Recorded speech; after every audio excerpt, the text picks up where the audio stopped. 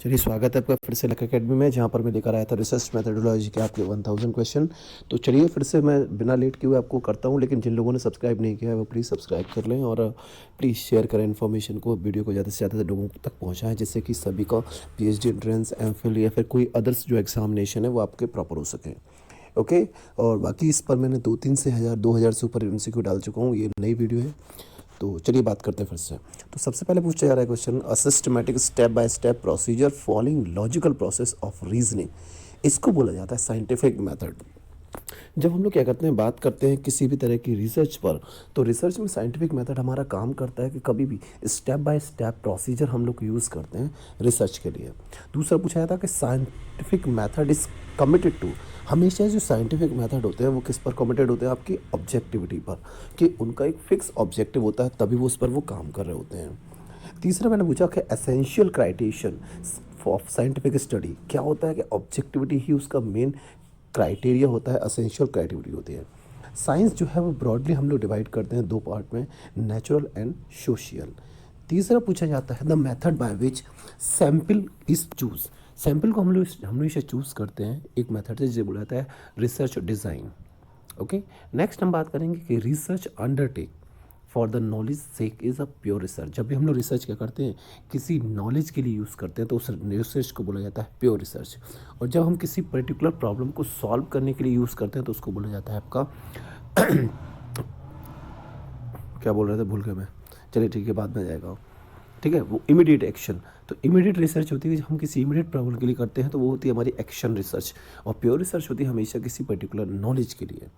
Next example for fact finding study is, जब भी हमें किसी पर्टिकुलर चीज़ का फैक्ट को फाइंड करना होता है, तो हम लोग क्या करते हैं, सर्वे का यूज़ करते हैं, जिससे कि हम अलग अलग डिफरेंट तरह की कैटेगरीज को फाइंड कर सकें।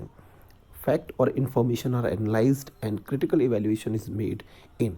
जब भी हम लोग फैक्ट को क्या करते हैं, जो भी फैक्ट मिलते हैं, जो भी इन्फॉर्मेशन हमको मिलती है, उनको हम लोग एनालाइज करते हैं और इवैल्यूएट करते हैं, उसको ही बोला जाता है आपका एनालिटिकल रिसर्च, है ना।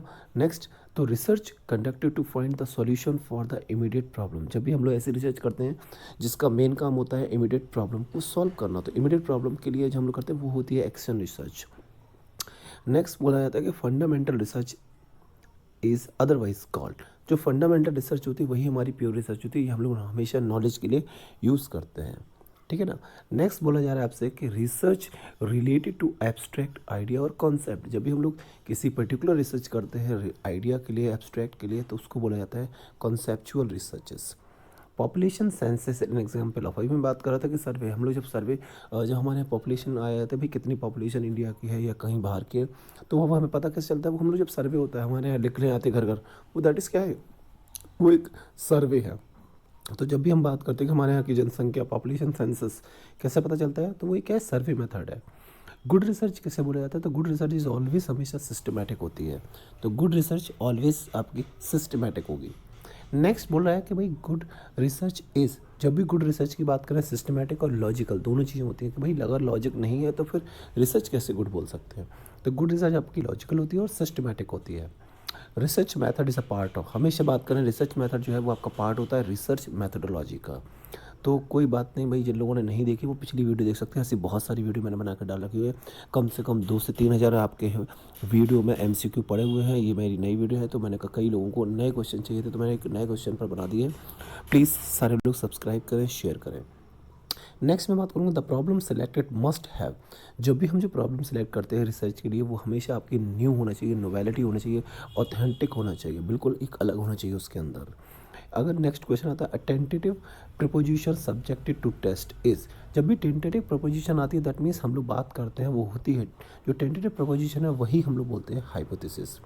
तो when a hypothesis is state negative it is called. जब भी हाइपोथेसिस आपकी नेगेटिव आ रही है, दैट मीन्स वो नल हाइपोथेसिस है।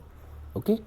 तो हम लोग ज़्यादा दिमाग नहीं लगाएंगे। द फर्स्ट वेरिएबल इज़, हमेशा जो फर्स्ट वेरिएबल होता है वो हमारा इंडिपेंडेंट होता है, और जो सेकंड वेरिएबल होता है वो हमेशा हमारा डिपेंडेंट वेरिएबल होता है। तो ये हमेशा याद रखना है कि फर्स्ट वेरिएबल इज़ आपका independent and second variable is dependent. Next बोला जा रहा है 18 आपका, what is the source of hypothesis. तो हाइपोथेसिस का सोर्स होता है वो हमारा खुद का अंदर का इंट्यूशन होता है कि हम क्या चीज़ चाहते हैं। ऐसा नहीं है कि नॉलेज एनर्जी सर्वे से हम कुछ कर सकते हैं, सिर्फ intuition is the source of hypothesis. Next बोला जा रहा है कि hypothesis is dash research. Hypothesis जो होती है वो हमारी गाइड रिसर्च होती है, हम लोग बिना उसके नहीं पता कर सकते कौन सी चीज़ किस डायरेक्शन में जा रही है। A hypothesis contribute to the development of, जब भी हमारी हाइपोथेसिस हमारी बन जाती है तो उससे हम जब भी फाइंड करते हैं वो हमारी क्या होती है, एक पर्टिकुलर थ्योरी होती है, और उसी से हम लोग बताते हैं कि भाई ये पर्टिकुलर हाइपोथेसिस थी, ये हमारा कंक्लूजन आया, दैट इज़ वो थ्योरी हो जाती है। In testing hypothesis is the common error. जब भी हम लोग हाइपोथेसिस टेस्ट करते हैं तो दो तरह के आते हैं, टाइप 1 टाइप 2। इस पर मैंने एक कॉन्सेप्ट वीडियो अलग से डाल रखी है, तो वो अच्छा आप लोग देख सकते हो। प्लस इस पर हमने MCQ की भी अलग से वीडियो डाल रखी है। तो हर एक टॉपिक की रिसर्च मेथोडोलॉजी की हर एक टॉपिक की अलग अलग वीडियो आपकी चैनल में पड़ी हुई है, तो आप लोग चाहो तो प्लेलिस्ट से चेक कर सकते हो, फाइंड कर सकते हो, और इनके क्वेश्चन को अलग अलग बेस पर भी कर सकते हो। नेक्स्ट मैंने कहा कि सर्वे इज़ अ टेस्ट। तो सर्वे हमेशा मैंने बताया था अभी फैक्ट फाइंडिंग स्टडी होती है। सर्वे जो है ऑलवेज आपका क्या होता है, फील्ड में किया जाता है, कि ना कि घर पे बैठे कर सकते हैं हम लोग। अब हमारे पास एक टूल आ चुके हैं जिसे हम लोग कर सकते हैं। नेक्स्ट पूछा जा रहा है इन अ सर्वे देयर इज़ अ इन्यूमरेटर। जब भी हम बात करेंगे तो सर्वे में दो लोग होते हैं, एक तो इन्यूमरेटर होता है और एक रिस्पोंडेंट होता है। एक तो इन्यूमरेटर होगा जो कि भाई क्वेश्चन बना रहा होगा, और दूसरा उनके जवाब देने के लिए आपका रिस्पोंडेंट होता है। नेक्स्ट जब भी हम लोग फाइनल स्टेज की बात करते हैं, final stage in the research process, जब आपकी रिसर्च पूरी कंप्लीट हो जाती है तो उसका फाइनल स्टेप होता है हमारा report writing, that means thesis writing जिसे बोलते हैं हम लोग। तो वो रिपोर्ट राइटिंग हमारा फाइनल स्टेप होता है। नेक्स्ट हम बात करेंगे a research report is a formal statement of. हमारी जो रिसर्च रिपोर्ट होती है वो क्या होता है, एक फॉर्मल स्टेटमेंट होता है पूरी रिसर्च प्रोसेस का, कि जो हमने अभी तक किया है उसी का हमारा रिसर्च प्रोसेस हो जाता है। नेक्स्ट हम लोग बात करेंगे comprehensive full report of research process is called thesis. जो हमने पूरी रिसर्च में अभी तक जो कुछ किया है उन सब का पूरा लिख देते हैं हम लोग, किसमें लिखते हैं, वही हमारी थीसिस बन जाती है। तो comprehensive full report of research process को ही हम लोग थीसिस बोलते हैं। अगर हम बात करें a short summary of technical report, जो हमने रिपोर्ट की है उसका शॉर्ट समरी जो होती है उसको ही हम लोग बोलते हैं research abstract. Next the first page of the research report. First page of the research report हमेशा होता है हमारा टाइटल पेज होता है, जो क्या करता है, बताता है कि हमने आखिर पूरी थी रिसर्च किस पर करना है। नेक्स्ट बोला है कि failure to acknowledge the borrow material is called take and use of other ones. अगर हम लोग क्या करते हैं भाई, किसी का मैटर लेते हैं, किसी का कोई पर्टिकुलर चीज़ यूज़ करते हैं, आर्टिकल यूज़ करते हैं, और उसको हम लोग वहाँ पर साइटेशन नहीं देते हैं, तो it is a part of plagiarism. तो ये एक तरीके की चोरी है, एक तरीके की प्लेगरिज्म बोली जाती है, कि जब हम किसी की कोई चीज़ उठा रहे हैं या कोई चीज़ उससे यूज़ कर रहे हैं, उसको हम साइटेशन नहीं देते हैं, वो क्या होता है, प्लेगरिज्म होता है। नेक्स्ट होता है आपका a blueprint of research work. जो भी हमारा ब्लू प्रिंट होता है रिसर्च वर्क का, रिसर्च वर्क हम जो करना होते हैं वही हमारा कहते हैं, उसका पूरा ब्लू प्रिंट को बोला जाता है रिसर्च डिज़ाइन। तो रिसर्च डिज़ाइन जो है क्या है, पूरा ब्लू प्रिंट होता है हमारे रिसर्च वर्क का। Next the original source from which researcher collect the information. जहाँ से रिसर्च ओरिजिनल सोर्स, जहाँ से हम लोग रिसर्च कलेक्ट करते हैं, डेटा कलेक्ट करते हैं, इस तरह के डेटा को हम लोग बोलते हैं प्राइमरी सोर्स। ठीक है, तो क्योंकि हम खुद जाकर ले रहे हैं तो वो कहाँ से हम लोग खुद लेते हैं, तो वो प्राइमरी सोर्स रहता है। अगर हम लोग क्या करते हैं, कहीं और से लिखते हैं, किसी न्यूज़पेपर से लिया, कहीं और से लिया, कि किसी ने कंपाइल किया डेटा और हम लोग वहाँ से यूज़ कर रहे हैं, तो वो क्या होता है, सेकेंडरी डेटा होता था। जैसे तो source of data collected and compiled by other, अगर कोई अदर कंपाइल कर रहा है और फिर मैं उसको यूज़ करूँ तो that is a secondary data होता है। जैसे कि readymade and readily available data, जैसे मैंने बोला कि रेडीमेड है और रेडली अवेलेबल डेटा है, यही हमारा हमेशा सेकेंडरी डेटा होगा, प्राइमरी डेटा हमें खुद कलेक्ट करना होता है ना। तो जैसे कि मैंने कहा कि भाई पॉपुलेशन हम लोग सेंसस देखते हैं, तो जो डेटा वहाँ पर लिखा होता है वो सेकेंडरी डेटा है।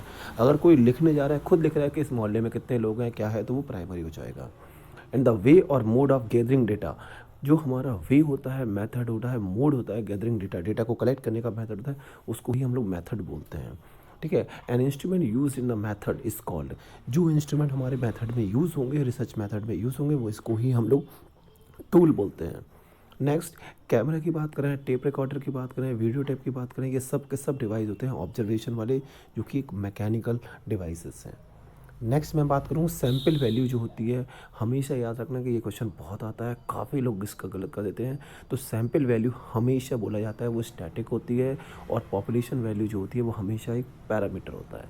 दोनों चीज़ें याद रखना है, मैंने इसीलिए दोनों क्वेश्चन साथ में रखेंगे। सैम्पल वैल्यू हमेशा आपकी स्टैटिस्टिक होती है, और पॉपुलेशन वैल्यू हमेशा आपकी पैरामीटर होती है। Sampling which provide for a known to non zero chance of selection is called probability. जहाँ पर हमारा कोई फिक्स नहीं होता भाई कौन सिलेक्ट होगा कौन नहीं होगा, तो वो होती है प्रोबेबिलिटी सैम्पलिंग। नेक्स्ट होता है an example of probability sampling. तो इस प्रोबेबिलिटी सैम्पलिंग की आपका है जैसे लॉटरी मेथड है कि भाई मैंने एक डिब्बे में लिया, उसमें बहुत सारे नाम लिख दिया, अब उनमें से किसकी प्रोबेबिलिटी कौन सेलेक्ट होगा, दैट इज़ लॉटरी मेथड हो गया। वो क्या है, एक प्रोबेबिलिटी मेथड हो गया। नेक्स्ट मैंने बोला कि in which sample population is divided into different strata, कि जो हम क्या करते हैं कि पॉपुलेशन है उनको अलग अलग लेयर में डिवाइड कर दिया और उनमें से हम सैम्पल को ले रहे हैं। तो ये जो होता है वो स्ट्रेटिफाइड सैम्पलिंग का एक पार्ट है। तो जब सैम्पलिंग की बात करें तो सैम्पलिंग को मैंने अलग से आपको अलग अलग इनकी वीडियो बना के आपके लिए रखी हुई हैं। आप लोग चाहें तो इनकी MCQ अलग से भी निकाल सकते हैं, इनकी कॉन्सेप्ट वीडियो थ्योरी मैंने सब कुछ कर रखा है। तो आप लोग चाहें तो प्लेलिस्ट से या फिर चैनल को सब्सक्राइब करके आपको सारी वीडियो मिल जाएंगी। नेक्स्ट मैंने कहा drawing a sample from each stratum. जैसे मैंने कहा अभी मैं बात करूँ स्ट्रेटिफाइड की, तो स्ट्रेटिफाइड में मैंने अलग अलग लेयर बनाई और हर लेयर से मैं एक एक लेटर उठा रहा हूँ और शेयर कर रहा हूँ। तो ये क्या हो जाता है, प्रोपोर्शनेट स्ट्रेटिफाइड सैम्पलिंग, उसी का एक पार्ट है। तो आप क्या कर सकते हो, इसकी वीडियो देखना कॉन्सेप्ट वाली, आपको ये क्वेश्चन क्लियर हो जाएंगे। नेक्स्ट बोला है कि selecting a sample unit in just hit and miss fashion is called. भाई जब हम क्या करते हैं भाई सिलेक्ट करें किसी को हिट एंड मिस मेथड पर, तो वो क्या होता है, एक एक्सीडेंटल सैम्पलिंग है, एक जिसे बोलते हैं कन्वीनियंस है कि अपने सॉर्ट पर एक्सीडेंटल है। कि which of the following is a primary source of data, पढ़ चुके हैं इसलिए दिमाग नहीं लगाना उस क्वेश्चन पर। नेक्स्ट मैं बात करूँ यहाँ पर researchers wants to study the future of Congress in India. अब कोई क्या कर रहा है भाई, एक पर्टिकुलर बंदा है जो चाहता है कि कांग्रेस का फ्यूचर क्या होगा, तो वो कैसे फाइंड करेगा, तो भाई वो जाएगा पब्लिक के बीच में, वहाँ से क्वेश्चनायर करेगा, तभी उसे पता चलेगा। दैट मीन्स एक सर्वे का पार्ट हो सकता है, तो क्वेश्चनायर से ही वो पता कर सकता है कि भाई अंदर कांग्रेस का फ्यूचर क्या होगा। Next it is an example of negative correlation. Negative correlation का मतलब होता है कि जब कोई चीज़ एक बढ़ रही है दूसरी चीज़ घटने लगे, मतलब एक के बढ़ने से दूसरे का नुकसान हो रहा है या एक के बढ़ने से दूसरा कम हो रहा है, तो वो नेगेटिव होता है। या एक कम हो रहा है दूसरा बढ़ रहा है, तो वो नेगेटिव है। अगर मैं बात करूँ एक के बढ़ने से दूसरा भी बढ़ रहा है, तो वो पॉजिटिव रिलेशन होता है, पॉजिटिव कोरिलेशन। यहाँ पर पूछ रहा है नेगेटिव कोरिलेशन। तो increase in the population will lead to the shortage of food, कि भाई पॉपुलेशन बढ़ रही है तो फूड की शॉर्टेज हो रही है, दैट मीन्स नेगेटिव कोरिलेशन है। और पॉजिटिव होता तो भाई पॉपुलेशन के बढ़ने से फूड बढ़ रहा है, तो वो क्या होता है आपका, हमारा पॉजिटिव रिलेशन हो जाता है। तो ये थोड़ा सा ध्यान रखना है। नेक्स्ट पूछा है कि which of the following life list present the section of research report in correct order. तो मैंने इसका करेक्ट ऑर्डर कर रखा है, सबसे पहले टाइटल पेज आता है, फिर एब्स्ट्रैक्ट आता है, फिर टाइटल आता है, फिर इंट्रोडक्शन आता है, फिर मेथड्स आते हैं, फिर रिजल्ट एंड डिस्कशन, फिर कंक्लूजन, फिर रेफरेंस, फिर अपेंडिक्सेस। ठीक है, तो what is the main job of the title, भाई टाइटल का मेन रोल क्या है। तो ये क्या करता है, title should characterize the entire report. पूरी रिपोर्ट में क्या है, पूरी हमारी थीसिस में क्या है, पूरी साइनॉप्सिस में हमारा क्या है, ये टाइटल ही डिसाइड कर देता है। नेक्स्ट पूछ रहा है कि व्हेन डेल्टा सिग्मा जो है, सिग्मा होता है स्टैंडर्ड डेविएशन। अगर किसी का स्टैंडर्ड डेविएशन नोन है तो hypothesis about the population mean is tested. जब भी हमारा क्या होगा, स्टैंडर्ड डेविएशन नोन होगा, सिग्मा हमारा नोन होगा, तो हम लोग जेड टेस्ट अप्लाई करेंगे। मैंने जेड टेस्ट पर, टी टेस्ट पर, काई स्क्वायर टेस्ट पर, एफ टेस्ट पर, सब पर एक वीडियो पड़ा हुआ है कॉन्सेप्ट वाला प्लस इनका MCQ। तो जिनको भी जो प्रॉब्लम हो वहाँ से आप लोग देख सकते हो, सॉल्व कर सकते हो। ठीक है, दूसरा बोला है suppose that the null hypothesis is true and it is rejected. अगर भैया नल हाइपोथेसिस हमारी सही है फिर भी रिजेक्ट हो रही है, तो इसको बोलेंगे कि भाई ये टाइप 1 एरर है और प्रोबेबिलिटी जो है वो अल्फ़ा है, कि भाई टाइप 1 एरर है, की प्रोबेबिलिटी अल्फ़ा है। इस पर भी मैंने अलग से टाइप 1 एरर, टाइप 2 एरर पर, सब पर मैंने वीडियो डाल रखी है। भाई जिन लोगों ने अभी तक सब्सक्राइब नहीं किया है प्लीज़ सब्सक्राइब करें। आपका कुछ नहीं जा रहा है, आपको क्या करना है, बस शेयर करना है, जैसे कि सभी लोगों को इसकी इन्फॉर्मेशन मिल सके और मेरा इस वीडियो बनाने का एक बेनिफिट हो। चलिए, थैंक यू, धन्यवाद। जिन लोगों ने नहीं किया वो सब्सक्राइब करें, शेयर करें, ओके। और जिन लोगों को भाई इसकी PDF चाहिए हो तो मुझे क्या कर सकते हो, कमेंट कर सकते हो, तो मैं इसकी PDF भी आपको सेंड कर सकता हूँ। Okay, thank you.